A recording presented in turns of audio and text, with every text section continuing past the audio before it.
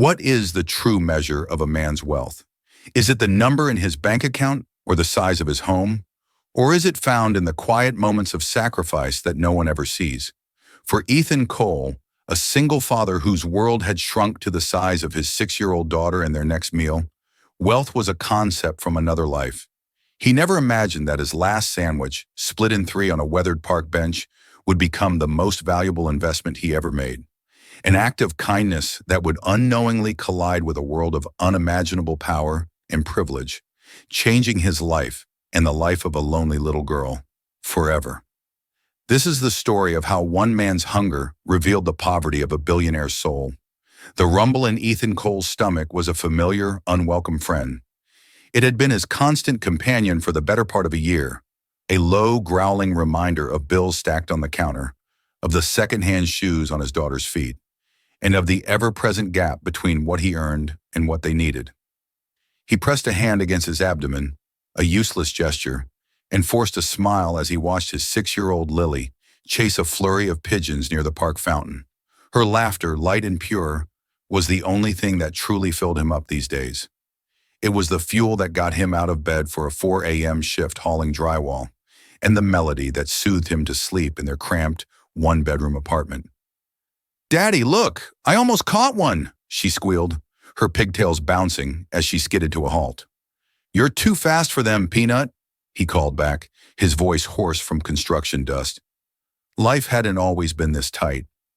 Just 2 years ago, Ethan was a promising junior architect at a respected firm. He and his wife, Sarah, had a life mapped out.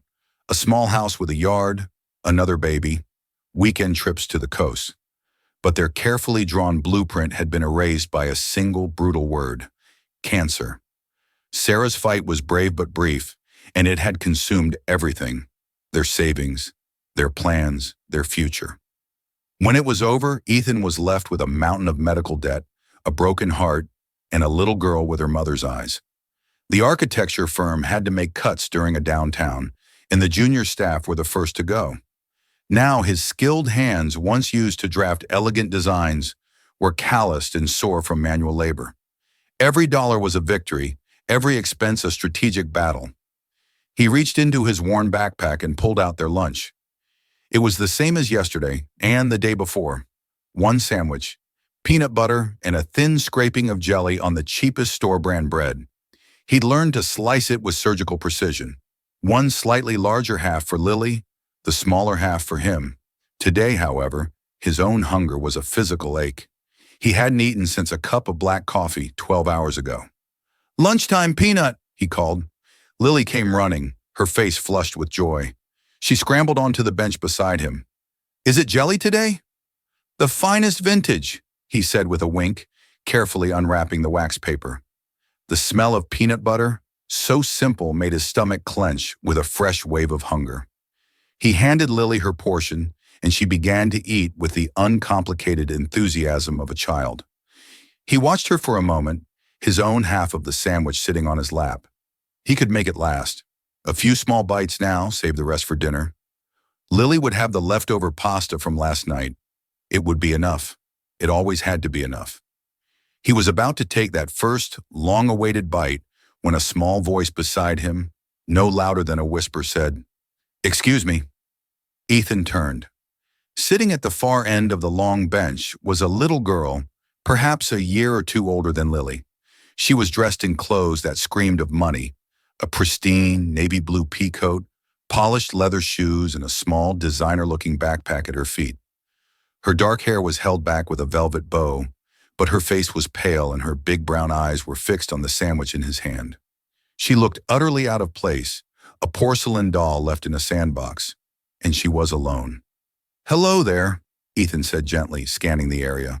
There was no frantic parent in sight. "Are you lost?" The girl shook her head, but didn't look away from his lunch. "No, I'm just waiting." Lily, ever the social butterfly, piped up with her mouth full. "My name's Lily. What's yours?" "Clara," the girl replied softly. "Are you having a picnic too, Clara?" Lily asked. Clara's gaze finally dropped to her own lap. A faint blush colored her cheeks. "No, my..." My snack got lost. Ethan's heart gave a lurch. He knew that look. It was the quiet shame of not having something. He'd seen it in the eyes of other men at the temp agency, in his own reflection. But to see it on the face of a child, one so clearly accustomed to having everything, was jarring. "Oh," was all he said. He looked down at his meager half of a sandwich. It was barely 4 bites. It was the only food he would have until morning. The rumble in his stomach became a roar. Then he looked at Lily, happily munching away, oblivious. And he looked at Clara, this lost little girl whose polished shoes couldn't hide the hunger in her eyes. The choice wasn't a choice at all. It was an instinct, the same one that had guided him since Sarah was gone. "You take care of the children first." "Well," Ethan said, tearing his precious half sandwich into 2 equal pieces. "It's a good thing I made too much today." He held out a piece to the little girl. "I'm Ethan, and I'd be happy to share." Clara's eyes widened, a flicker of disbelief in them. She hesitated, looking from the sandwich to his face, as if trying to understand the terms of the transaction. In her world, nothing was ever free.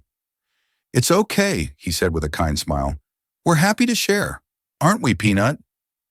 Lily nodded enthusiastically. "Daddy makes the best sandwiches." Slowly, as if accepting a royal decree, Clara reached out and took the small piece of bread. Her fingers were cold. She brought it to her lips and took a bite. As she chewed, her shoulders, which had been tense and high, began to relax. A look of profound relief washed over her face. Ethan watched her, his own hunger momentarily forgotten, replaced by a dull, aching sympathy. He had no idea who this child was or where she came from. He only knew that in this small shared moment of breaking bread, on a lonely park bench, they were all just 3 hungry people.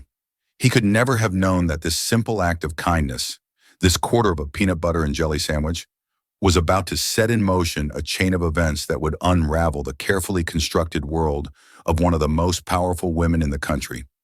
Clara ate the small piece of sandwich with a delicacy that seemed at odds with her obvious hunger. She took small, deliberate bites, savoring each one as if it were a gourmet meal. For Ethan, it was a humbling sight. He and Lily were used to making do, to stretching simple things to their limits. But for this child, the simple taste of peanut butter and jelly seemed to be a revelation. "Thank you," she mumbled through a mouthful, her voice still quiet. "You're very welcome," Ethan replied, taking a small bite of his own, even smaller piece. The bread was dry and the peanut butter stuck to the roof of his mouth, but it was sustenance. "So, who are you waiting for, Clara?" Clara swallowed, her eyes darting towards the park entrance before quickly looking away. "My mother. She's in a meeting. My nanny was supposed to watch me, but we had a disagreement." The word disagreement sounded so formal, so adult. Ethan suspected it was a childish euphemism for a tantrum that had resulted in her running off. He dealt with a few of those from Lily himself. "I see," he said, not wanting to press too hard. "Does your mother know you're here?" Clara shook her head, a flicker of fear crossing her face. "She thinks I'm with Miss Albright, but Miss Albright she's not very fun. She just looks at her phone." She looked at Lily, who was now trying to balance a crust on her nose. "Your dad plays with you." It wasn't a question, it was an observation, tinged with a note of longing that twisted something in Ethan's chest. "He's the bestest player in the whole world, Lily announced, the crust tumbling off her nose. "We play Lava Monster, and he always lets me win." A tiny smile touched Clara's lips. "Lava Monster?" "Yeah, the ground is hot lava, and you have to stay on the benches or the play set, and Daddy is the Lava Monster," Lily explained, her hands gesturing wildly. Ethan chuckled. "It's a classic of the Cole household." He looked at Clara. Her coat was immaculate, not a speck of dirt on it. He couldn't imagine her scrambling over playground equipment to escape imaginary lava. Her life seemed to be one of velvet bows and quiet waiting. As if on cue, the sky, which had been a placid, hazy gray, began to darken. A cool wind whipped through the park, rustling the leaves and carrying the distant scent of rain. Ethan looked up, a knot of worry tightening in his gut. "Looks like a storm's rolling in," he said, beginning to pack away their wax paper into his bag. "We should probably get going, Peanut." He turned to Clara. Your mom, does she have your phone number? Or can we call your nanny? Clara's composure finally began to crumble. Her lower lip trembled. I don't have a phone, and I don't want to call Ms. Albright. She'll be angry. Her eyes welled up with tears. Mommy's going to be so mad at me. The first fat drops of rain began to fall, splattering against the concrete path. Lily, sensitive to any sign of distress, reached out and put her small hand on Clara's arm. Don't cry, she said softly. My daddy can fix it. He can fix anything. Ethan's heart ached. He wished that were true. He couldn't even fix the leak in their own kitchen sink. He stood up, shrugging off his thin, worn jacket. It wasn't much, but it was better than nothing. Okay, here's the plan, he said, his voice calm and reassuring. He draped the jacket over the two girls, huddling them together. We're not going to leave you here alone, Clara. We'll walk over to that security office by the main gate. They can help find your mom, and she won't be mad. She'll just be happy you're safe. Clara looked up at him, her tear-filled eyes wide with uncertainty. In her world, adults were figures of authority, drivers, nannies, tutors, and a mother she only saw in scheduled increments. They were people who gave instructions, not comfort. The uncomplicated kindness from this stranger, a man who smelled faintly of sawdust and peanut butter, was something she didn't know how to process. He offered her a hand. Come on, we'll be your adventure buddies until your mom gets here. Hesitantly, she slipped her small gloved hand into his large calloused one. Her touch was surprisingly firm, as if she were holding on for dear life. Together, the three of them, the struggling single father, his cheerful daughter, and the lost little billionaire, scurried through the increasingly heavy rain, a makeshift family huddled under a threadbare jacket. Ethan's stomach was still empty. His own quarter of a sandwich was long gone, a fleeting memory. But as he felt the two small hands clutching his, a different kind of emptiness, one he hadn't even realized was there, began to feel a little less vast. He was worried about the consequences, about getting involved, about the time it was taking from a potential evening gig. But looking down at the two trusting faces under his jacket, he knew he was exactly where he was supposed to be.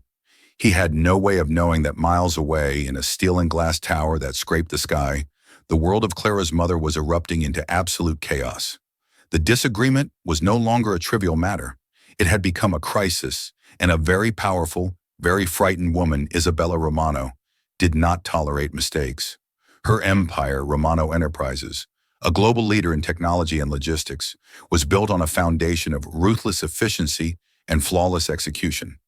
From her penthouse office on the 80th floor, she could see the entire city splayed out below her like a circuit board, a complex system she understood and, in many ways, controlled.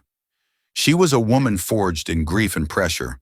Her husband, the brilliant and beloved founder of the company, Marco, had died in a boating accident 3 years prior, leaving her not only a widow but the heir to a corporate dynasty. Many had expected her to sell. Instead, she had taken the reins with a ferocity that stunned the board and silenced her critics. She worked 18-hour days, devoured data, and made decisions with the cold precision of an algorithm. Her life was a fortress of control, scheduled down to the minute. Her daughter, Clara, was the one variable she couldn't quite manage. Isabella loved her with a fierce, protective instinct, but love was an emotion she often expressed through provisions rather than presence. The best schools, the best tutors, the best nannies. Clara was surrounded by the best of everything, except her mother. Isabella glanced at the clock. 4:15 p.m. She was in the middle of a tense video conference with the board in Tokyo, dissecting quarterly earnings. Her assistant buzzed through on the intercom. Ms. Romano, I apologize for the interruption, but Ms. Albright is on line 1. She says it's an emergency. Isabella's jaw tightened. An emergency with her was usually a scheduling conflict or a complaint about Clara's refusal to practice her Mandarin. Tell her I'll call her back in 10 minutes, she said, her eyes still locked on the financial projections on her screen. Ma'am, she was crying. She said, Clara is missing. The world tilted. The numbers on the screen blurred into meaningless squiggles. The voices from Tokyo faded into a dull hum. Isabella felt a cold dread seep into her bones, a feeling she hadn't experienced since the police had shown up at her door 3 years ago. Gentlemen, she said, her voice dangerously calm as she terminated the call without waiting for a reply. "We will have to reschedule." She stabbed the button for line 1. "Eliza, what is the meaning of this?" Miss Albright's hysterical voice flooded the line. "I'm so sorry, Miss Romano. We were at the park, near the carousel. I looked down at my phone for just a single second, I swear, to confirm your dinner reservation, and when I looked up, she was gone. I've been searching everywhere for the last hour." An hour. Her daughter had been missing for an hour. Isabella's carefully constructed control shattered. The CEO vanished, replaced by a terrified mother. "You lost my daughter," she whispered, the words laced with ice. "I'm at the park now, with the park security. We're looking, I swear." Isabella hung up. Her movements became sharp, efficient, terrifyingly focused. She pressed a button on her desk that connected directly to her head of personal security, a formidable ex-Mossad agent named Marcus Vance. "Marcus, code Amethyst," she said. It was the code they had established for the unthinkable, a threat to Clara. "Understood," came his immediate clipped reply. There was no question, no hesitation. Within 60 seconds, Marcus was in her office, his tablet already displaying a satellite map of Maple Creek Park. "Team is en route. Local PD has been alerted discreetly. We have a photo being distributed to all park staff." What was she wearing? A navy pea coat, dark jeans, a velvet bow in her hair, Isabella recited, the details feeling surreal. She was pacing now, a caged tiger in her glass box, the sprawling city below a mockery of her power. She could move markets with a single phone call, but she couldn't find her own child. Guilt clawed at her throat. This morning, they'd had an argument. Clara had been in the school play, a small role as a tree, but she had been so excited. Isabella had promised she'd be there. But a last-minute crisis with a German acquisition had arisen, and she had sent Miss Albright with a video camera instead. "You're always in a meeting," Clara had shouted, tears streaming down her face. "You love your company more than me." "That's not true, Clara," Isabella had said, her voice strained. "Everything I do is for you." "No, it's not," Clara had cried before running to her room. Now those words echoed in the silent office, each one a shard of glass in Isabella's heart. She ran away, Isabella thought. This isn't a kidnapping. This is my fault. "Get me eyes everywhere, Marcus," she commanded, her voice shaking with a rage born of pure fear. "Check every security camera in a 10-block radius.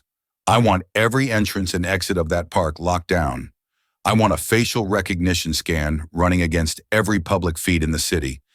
Mobilize everyone. I don't care what it costs. Find her." Marcus nodded, his fingers flying across his tablet. "Already happening, ma'am." He paused, his gaze softening for a fraction of a second. "We'll find her." Isabella walked to the immense floor-to-ceiling window, pressing her forehead against the cool glass. She looked down at the city, at the thousands of anonymous people scurrying below like ants. One of them was her daughter, and somewhere down there, in the rain-slicked streets and darkening parks, a man with nothing to his name was holding her child's hand, completely unaware that the most powerful woman in the city was about to turn the world upside down to find them.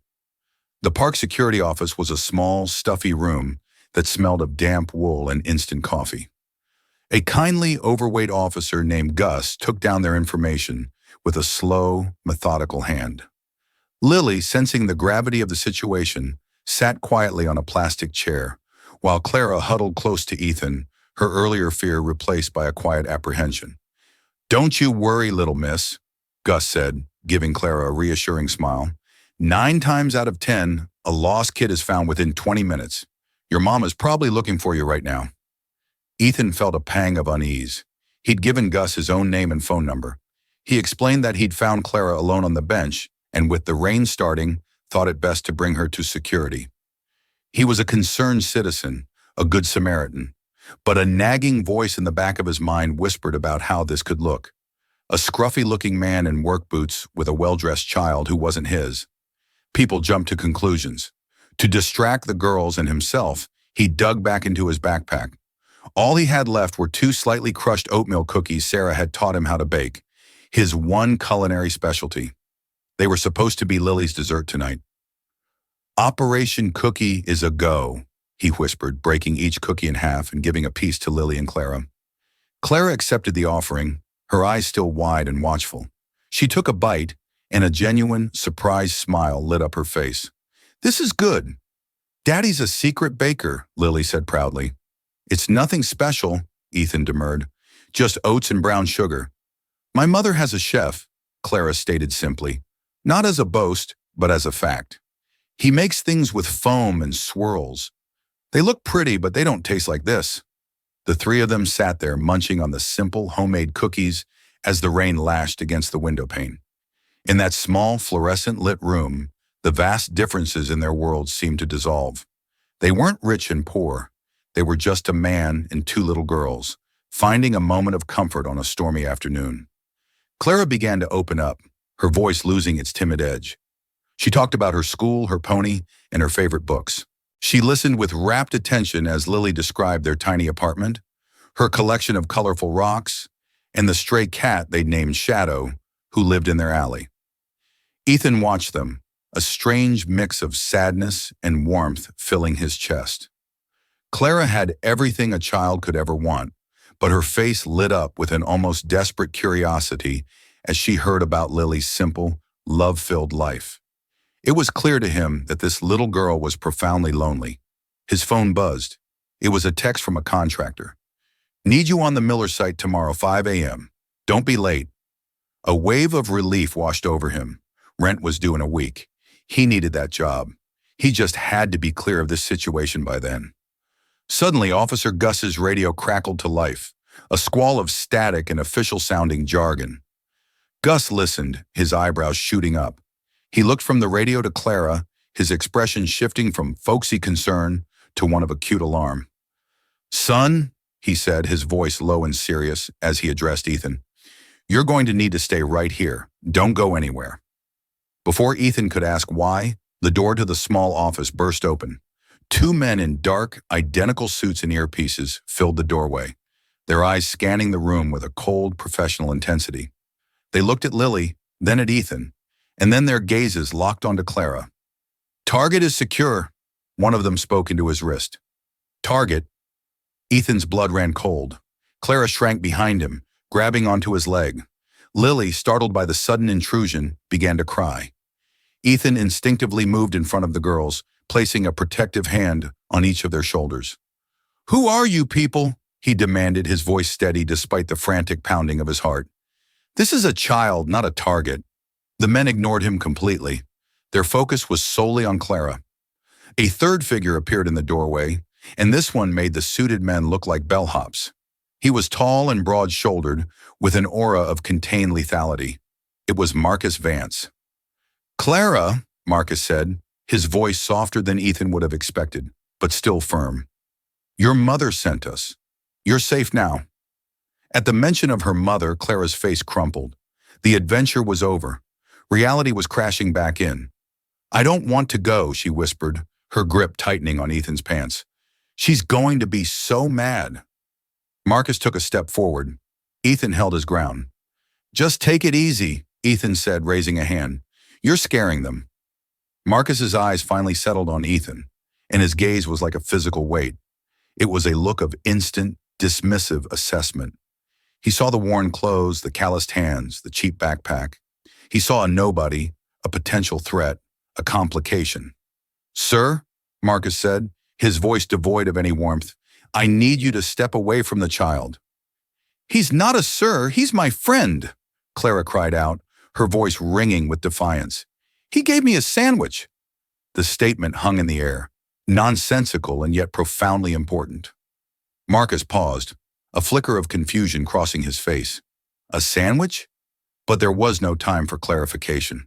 The wail of approaching sirens grew louder, culminating in the screech of tires on wet asphalt just outside.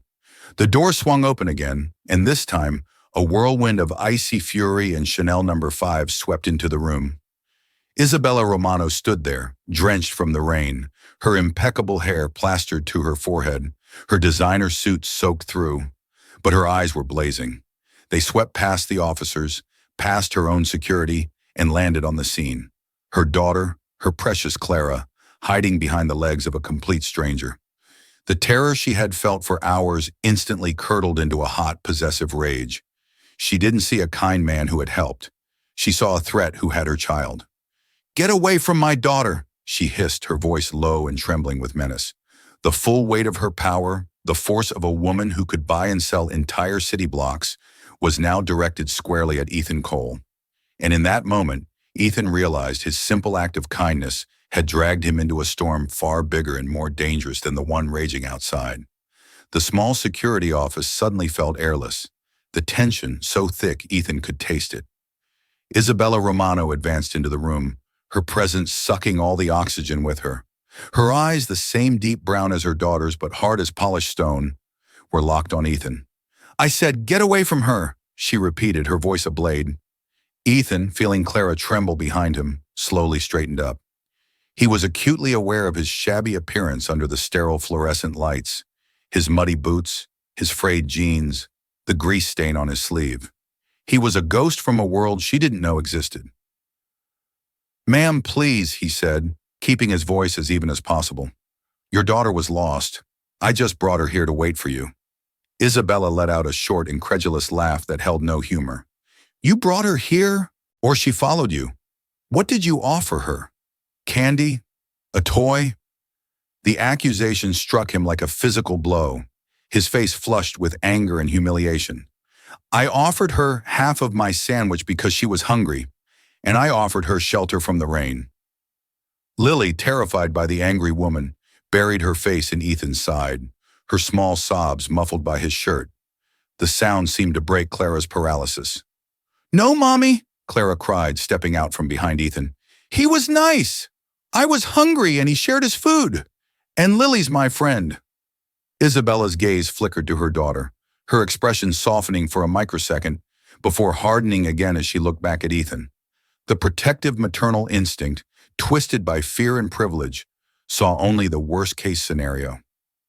"Marcus," she said without looking away from Ethan, "get his information. I want a full background check run. I want to know everything about him." "There's no need for that," Ethan said, his own temper beginning to fray. "I haven't done anything wrong." "That will be for me to decide," she retorted. "You were alone with my daughter for over an hour. You will tell me exactly what happened, step by step." It felt like an interrogation. Ethan, trying to keep his composure for the sake of the children, recounted the events simply and honestly. Finding Clara on the bench, the shared lunch, the conversation, the walk to the security office when the rain started. As he mentioned the sandwich, Isabella's eyes narrowed. It sounded preposterous. A fabrication. People like him didn't just give things away. They always wanted something in return. "A sandwich," she scoffed, the word dripping with disdain. "You expect me to believe that?" "It's true," Clara insisted, her voice rising. "He tore his part in half for me. His tummy was rumbling, I heard it. He gave me his food, Mommy." The raw, desperate honesty in her daughter's voice finally pierced Isabella's armor of suspicion. She looked at Clara, then at the other little girl crying quietly, and then back at Ethan. For the first time, she truly saw him, not as a predator, but as a tired-looking man who was clearly trying to protect two scared children. Marcus, who had been observing silently, stepped forward and spoke quietly to Isabella. "Ma'am, Officer Gus confirms the man's story. He brought the girl here as soon as the rain started. He's been cooperative." Isabella's shoulders sagged slightly, the rigid anger giving way to a profound, bone-deep exhaustion. The adrenaline that had been fueling her for the past 2 hours vanished, leaving behind the nauseating residue of fear and the bitter taste of her own assumptions. She knelt, opening her arms to her daughter. "Clara, come here." Clara hesitated, looking from her mother's strained face to Ethan's kind, worried one. Then she ran into her mother's embrace, burying her face in her shoulder. Isabella held her tight, her eyes closing as she inhaled the scent of her child's hair, reassuring herself that she was real. She was safe. "I was so scared, baby," Isabella whispered, her voice thick with emotion. "I was scared too," Clara mumbled into her mother's suit. "But Ethan and Lily took care of me." Over her daughter's head, Isabella's eyes met Ethan's. The fire was gone from her gaze, replaced by a complex mixture of relief, confusion, and a dawning, uncomfortable sense of shame. She had stormed in here ready to destroy a man who had shown her daughter a kindness she herself had failed to provide that day. She stood up, pulling Clara with her. The room was suddenly quiet, save for Lily's lingering sniffles. The power dynamic had shifted from confrontation to a deeply awkward social impasse. Here they were, the billionaire, her security detail, and the day laborer who had just been treated like a criminal for an act of charity. Isabella started, the word thank you feeling foreign and inadequate on her tongue. I'm glad you found her. It was a weak acknowledgement, a corporate statement rather than a heartfelt expression of gratitude. Ethan simply nodded, pulling Lily into his arms and stroking her hair. I'm just glad she's safe with her mom. He wanted to leave. He wanted to take Lily home, make her some warm pasta, and forget this whole bizarre, humiliating afternoon. He turned to go, his encounter with the world of the wealthy apparently over. Wait, Isabella said, her voice stopping him at the door. He turned back. My daughter said you gave her your food, Isabella stated, more a confirmation than a question. I'd like to compensate you for your trouble. She reached into her purse, her hand going for her wallet. The gesture, so natural to her, was a profound insult to him. He had just been implicitly accused of being a kidnapper, and now she was offering to pay him off like a valet. Ethan's jaw tightened. A quiet, steely pride, the only currency he had left, rose up in him. That won't be necessary, ma'am, he said, his voice cold and firm. It was a sandwich, not a business transaction. My daughter and I need to get home. Without another word, he turned and walked out of the office, holding Lily close. He stepped out into the damp, clean air of the fading storm, leaving Isabella Romano standing in a stunned silence, her hand frozen halfway to her purse. She was a woman who could put a price on anything, but she had just been confronted by an act of decency that was, to her astonishment, not for sale. The silence in the security office after Ethan's departure was deafening. Isabella stood motionless, the weight of his quiet refusal settling upon her. He hadn't been angry or loud, he had been dignified, and his dignity made her feel cheap. Marcus cleared his throat gently. Ms. Romano, the car's waiting. Isabella didn't move. She was replaying the scene in her head, her own harsh words echoing with cringeworthy clarity. What did you offer her? Candy? The accusation felt like acid in her mouth. She had seen a man in worn clothes with her pristine daughter, and her mind, conditioned by a world of threat assessments and transactional relationships, had leaped to the darkest possible conclusion. Clara tugged on her sleeve. Mommy, can we go home? Yes, baby, of course. Isabella's voice was soft, distracted. As they turned to leave, her eyes fell on the small metal wastebasket in the corner of the room. Peeking out from under a coffee cup lid was a piece of crumpled wax paper, the wrapping from Ethan's sandwich. Next to it was the crinkled paper wrapper from the oatmeal cookies. On impulse, she walked over and pulled the wax paper from the bin. She smoothed it out. It was from a loaf of store-brand bread, the cheapest kind. A few crumbs of peanut butter and a faint purple smudge of jelly were all that remained. She held the flimsy piece of paper in her hand, and it felt heavier than a gold bar. This was the proof. This was the receipt for an act of pure, uncalculated kindness. A man who, by the looks of him, counted every penny, had torn his own meager meal in half for a stranger's child. Her child. The thought was both humbling and deeply shaming. All day, Isabella had been moving millions of dollars, acquiring companies, and building her empire. All, she told herself, for Clara's future. But in the moment her daughter had actually needed someone, when she was hungry and scared, Isabella and her empire were absent. A man with nothing had given her daughter everything he had. She looked down at Clara. He was hungry too, you said. Clara nodded solemnly. I heard his tummy grumble. It sounded like a grumpy bear.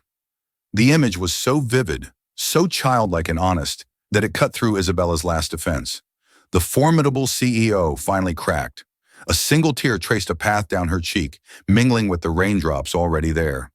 It wasn't a tear of relief or of fear, but of a profound and startling self-awareness. Her entire life was optimized for success, but she had failed a fundamental human test.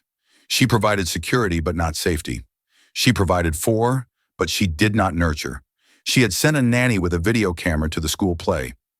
Ethan Cole had shared his last sandwich.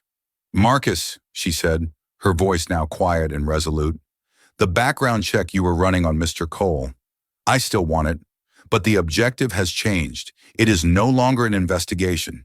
It is research. I want to know everything about him, but not for the reasons I thought. I want to know who he is." "Of course, Ms. Romano," Marcus replied, sensing the seismic shift in his employer. "And get the details of his daughter, too," she added softly. "Lily, was it?" Holding Clara's hand, Isabella walked out of the park office and into the waiting black car. As the driver pulled away, she stared out the window at the rain-washed city, the crumpled wax paper still clutched in her hand. She had come to the park to retrieve her lost daughter, but she was leaving with something else entirely, a jarring and unwelcome glimpse of her own poverty of spirit. The journey home was silent, but Isabella's mind was roaring. A simple peanut butter sandwich had just forced a complete audit of her life, and the balance sheet was not in her favor. Meanwhile, on a bus rumbling across town, Ethan held a sleeping Lily in his arms. The humiliation of the encounter had faded, replaced by a weary resignation.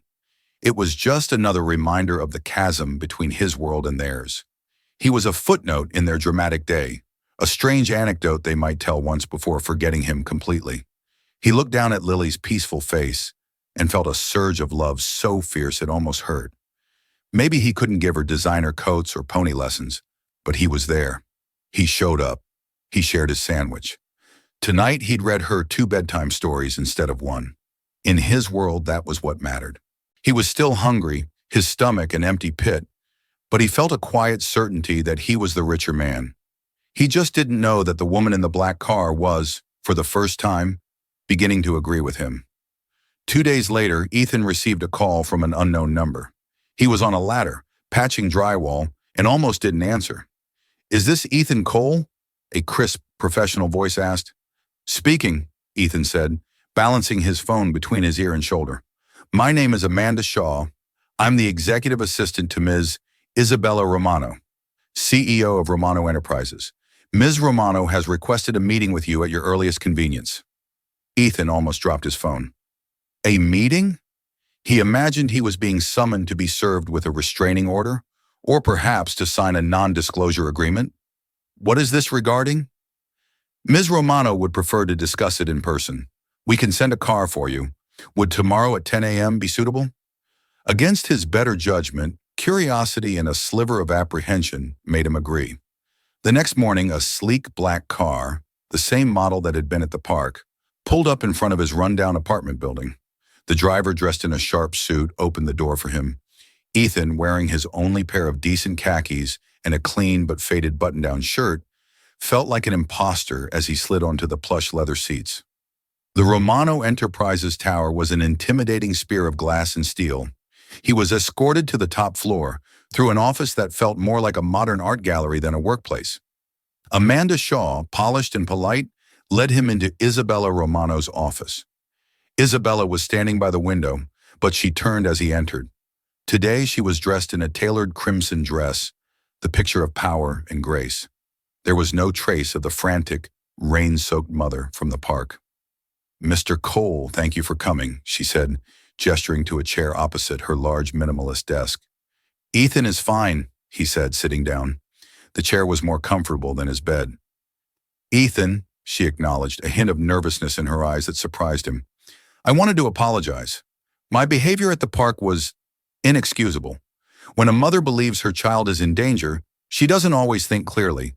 I misjudged you, and for that, I am truly sorry." The apology was direct and sincere. It disarmed him. "Apology accepted. I understand you were scared." "I was," she admitted, "but that's not the only reason I asked you here."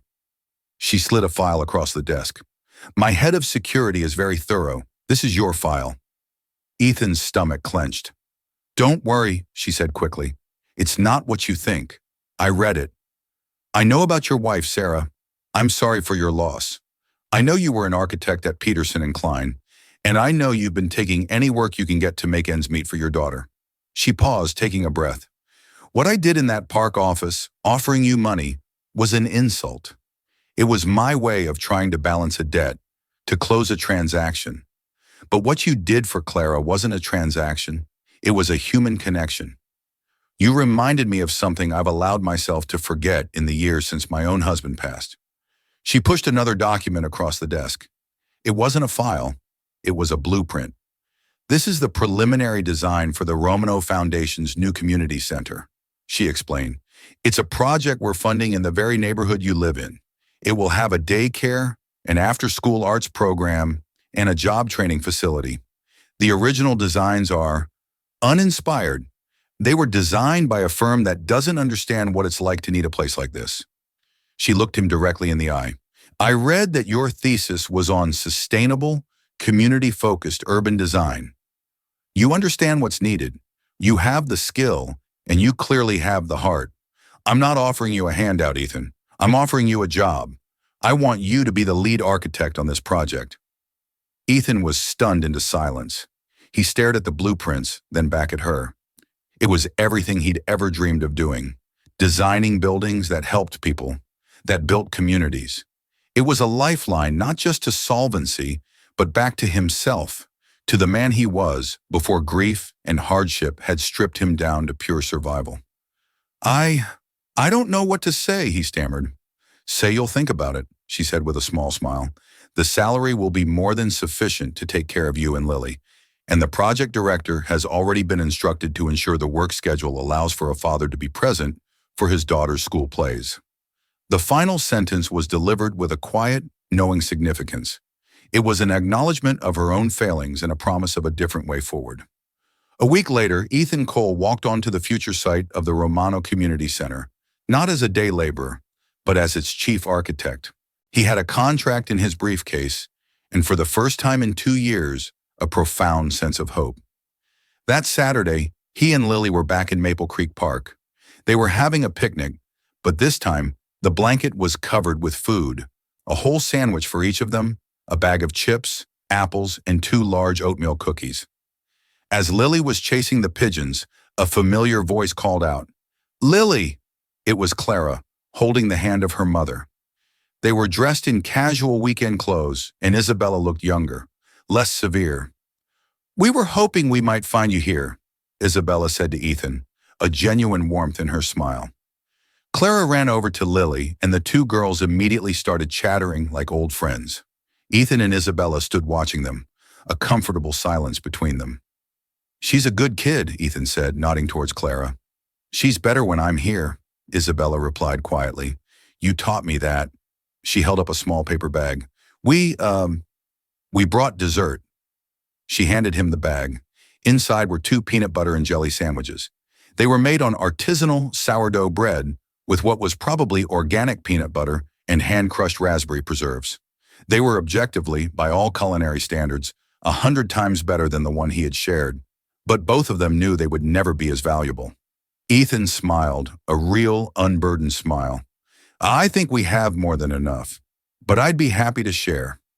And as the 2 fathers and their daughters finally sat down on the soft, sun-warmed grass to share a humble yet heartfelt meal together, the seemingly unbridgeable chasm between their very different worlds didn't appear so impossibly wide after all.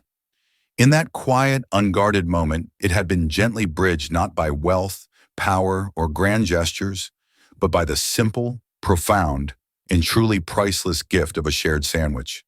An offering that carried with it kindness, humanity, and the timeless reminder that connection often begins in the smallest acts of care. In the end, Ethan Cole's story reminds us that the greatest acts of generosity often come not from our abundance, but from what little we have. His simple act of sharing a sandwich wasn't about charity, it was about seeing another person's humanity, even when his own struggles were overwhelming. And for Isabella Romano, it was a powerful lesson that all the money in the world can't buy the warmth of a genuine human connection. Their story proves that kindness is a universal language, spoken and understood by everyone, from the construction site to the boardroom. It has the power to bridge any divide, heal wounds we didn't know we had, and remind us that sometimes the most valuable thing we can offer someone is simply a seat on our bench and a piece of what we have. If this story touched your heart and reminded you of the power of a simple act of kindness, please let us know in the comments below. What would you have done in Ethan's situation? We love hearing your thoughts. And don't forget to like this video, share it with someone who might need to hear this message today, and subscribe to our channel for more real-life stories that inspire and uplift. Thank you for listening.